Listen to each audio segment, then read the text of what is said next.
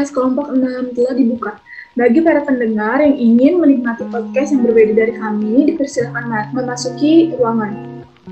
Oke, kembali lagi bersama kami di podcast kelompok 6 dengan saya Nur Alfia Wasimah. Dan saya Zahra Afifah. Dan saya Rena Salfitra. Oke, kali ini kami akan membahas tentang bagaimana cara seorang paramedik veteriner ingin membuka praktik sendiri. Nah, sebagaimana yang kita tahu, jika lulusan vokasi paramedik veteriner ini diharapkan setelah lulus dapat langsung bekerja sesuai dengan bidangnya masing-masing. Salah satunya yaitu dengan membuka praktik izin ya. Baik. Saya akan bertanya pertama kepada Ara. Nah, pertama-tama yang harus kita tahu yaitu persyaratannya nih. Nah, apa saja sih persyaratan yang harus dilengkapi jika seorang paramedik veteriner ingin mengajukan praktik mandiri? Nah, untuk persyaratan bagi seorang paramedik veteriner yang ingin membuka praktik sendiri itu terbagi menjadi dua, yaitu permohonan baru atau perpanjangan dari praktik yang sebelumnya sudah dibuka. Persyaratan untuk permohonan baru yaitu ada scan KTP pemohon yang asli, fotokopi dan scan asli bukti pembayaran PBB selama 2 tahun terakhir, pas foto berwarna ukuran 4x6 sejumlah 2 lembar, scan surat keterangan dokter hewan penyelia bermaterai 6.000, scan dana lokasi, scan surat rekomendasi dari organisasi profesi, scan kerjasama pengelolaan limbah medis, scan bukti kepemilikan tempat atau perjanjian sewa-menyewa minimal selama 2 tahun, scan surat keterangan sehat, scan surat pernyataan memenuhi etika dan kode etik sesuai dengan tingkat kompetensi bermaterai 6.000, scan STR, scan surat rekomendasi dari PDHI, scan sertifikat kompetensi dari PDHI, scan ijazah dokter, scan asli foto pemohon, dan fotokopi kontrak penyelia dengan dokter hewan praktik yang sudah memiliki SIP. Nah, itu untuk pemohonan jika seorang paramedik veteriner baru akan membuka praktik mandiri. Sedangkan untuk permohonan perpanjangan praktik, persyaratan yang harus dilengkapi adalah scan asli KTP pemohon, scan asli foto pemohon, scan surat rekomendasi dari organisasi profesi, scan surat pernyataan memenuhi etika dan kode etik sesuai dengan tingkat kompetensi bermaterai 6.000, scan kerjasama berupa supervisi dokter hewan ber-SIP, dan surat izin yang sebelumnya. Seperti itu.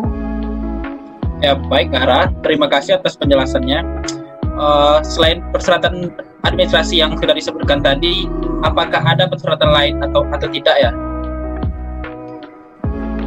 Untuk persyaratan lain yang saya tahu ya, ada beberapa persyaratan lain seperti tenaga paramedik veteriner kesehatan hewan itu harus memiliki sertifikat kompetensi di bidang kesehatan hewan yang diterbitkan oleh lembaga sertifikasi profesi. Begitu pula tenaga paramedik veteriner inseminasi buatan juga harus memiliki sertifikasi kompetensi di bidang inseminasi buatan. Dan juga tenaga paramedik veteriner pemeriksaan kebentingan harus memiliki sertifikat kompetensi di bidang pemeriksaan kebentingan, dan tenaga paramedik veteriner asistensi teknik reproduksi juga harus memiliki sertifikat kompetensi di bidang teknik reproduksi. Jadi sesuai dari bidang-bidangnya ya, kayak untuk kesehatan hewan atau inseminasi atau yang tadi reproduksi harus punya sertifikatnya masing-masing gitu. Ya, baik, terima kasih, Ma. Nah, saya sekarang mau nanya sama Ranas ya, kalau misalkan dokumen persyaratannya udah lengkap nih, gimana tahapan pengajuan izinnya kalau boleh tahu? Nah, baik, Ima, kalau semua dokumen persyaratannya udah lengkap, tahap yang dilakukan selanjutnya yaitu pertama, pemohon mengajukan permohonan pendaftaran secara online. Nah, untuk pendaftaran online ini bisa berbeda di setiap daerahnya. Sebagai contoh, yang dilakukan oleh daerah Tangerang, pendaftarannya dapat dilakukan melalui link PPMMTSP Tangerang Kota. Nah, pemohon akan membuat akun pendaftaran dan akan mendapatkan username serta password. Nah, kemudian pemohon mengisi form pendaftaran dan mengunggah dokumen persyaratan. Nah, selanjutnya akan dilakukan pemeriksaan berkas administrasi oleh pihak terkait. Nah, selanjutnya pemohon akan mendapatkan email persetujuan dan dapat mencetak tanda bukti pendaftaran. Nah, jika berkas sesuai atau email penolakan jika berkas tidak sesuai. Nah, jika sudah berhasil mendaftar, maka akan dilakukan peninjauan lokasi oleh objek izin oleh pihak terkait. Nah, pemohon akan mendapatkan email pemberitahuan jadwal peninjauan lokasi. Nah, setelah dilakukan peninjauan lokasi, pemohon diminta memberikan persetujuan berita acara. Kemudian, pemohon akan menerima SK izin yang dikirimkan melalui kantor pos. Nah, lebih kurang seperti itu, Ima. Oh, begitu ya tahapannya. Nah, seperti yang sebelumnya sudah sempat disinggung nih, kalau paramedik veteriner itu pekerjaannya mencakup dari beberapa bidang. Nah, untuk surat izin praktiknya sendiri itu bagaimana? Oke, surat yang saya tahu surat izin paramedik veteriner itu ada di pelayanan kesehatan hewan, pelayanan inseminator, pelayanan pemeriksaan kebun kimia, dan pelayanan teknik reproduksi. Untuk surat izin paramedik veteriner pelayanan kesehatan hewan yang selanjutnya disebut SIPP Case 1 adalah bukti tertulis untuk melakukan pelayanan kesehatan hewan serta medik reproduksi di bawah penyelidikan dokter hewan.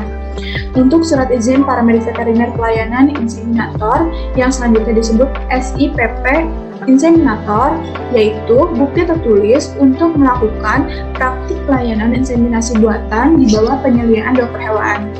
Untuk surat izin paramedik veteriner pelayanan pemeriksaan kebun kimia atau yang biasa disebut SIPP PKB adalah bukti tertulis untuk melakukan praktik pelayanan inseminasi buatan dan pemeriksaan kebun kimia di bawah penyelidikan dokter hewan. Untuk yang terakhir itu surat izin paramedik veteriner pelayanan teknik reproduksi yang selanjutnya disebut SIPP ATR, yaitu bukti tertulis untuk melakukan praktik pelayanan inseminasi buatan, pemeriksaan kebun kimia, dan melakukan asistensi teknik reproduksi hewan di bawah penyelidikan dokter hewan. Nah, jadi gitu Ahra untuk surat izin paramedik veterinernya. Oh, ternyata cukup banyak juga ya? Iya, tuh. Oke. Profesi kita sendiri itu kan nggak lepas dari yang namanya badan hukum. Nah, kalau boleh tahu, apa aja sih dasar hukum yang mengatur tentang perizinan praktik dari paramedik veteriner?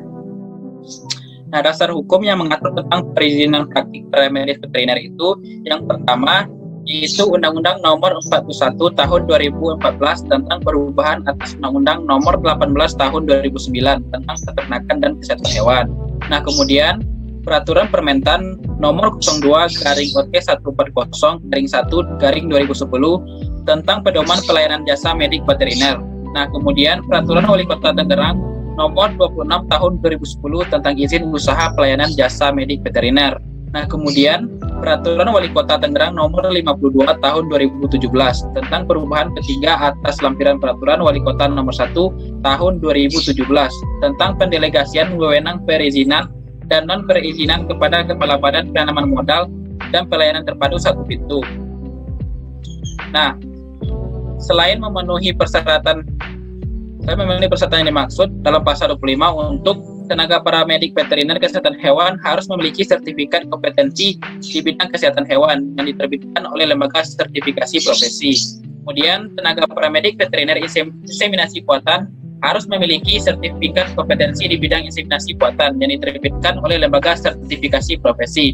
Kemudian, tenaga paramedik veteriner pemeriksaan kebuntingan harus memiliki sertifikat kompetensi di bidang pemeriksaan kebuntingan yang diterbitkan oleh lembaga sertifikasi profesi, dan SIIP inseminator atau tenaga paramedik veteriner inseminasi buatan teknik reproduksi harus memiliki sertifikat kompetensi di bidang teknik reproduksi yang diterbitkan oleh lembaga sertifikasi profesi, dan SIPP Case 1 atau SIPP PKB. Nah, lebih kurang seperti itu, Ara. Oh, ternyata banyak juga ya yang lembaga hukum yang menaungi praktik dari paramedik veteriner ini. Ya, seperti itu.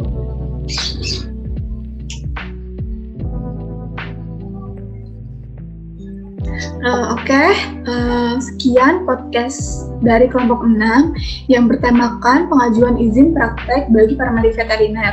Bagi para pendengar yang telah bergabung dan menikmati podcast kali ini, kami ucapkan terima kasih.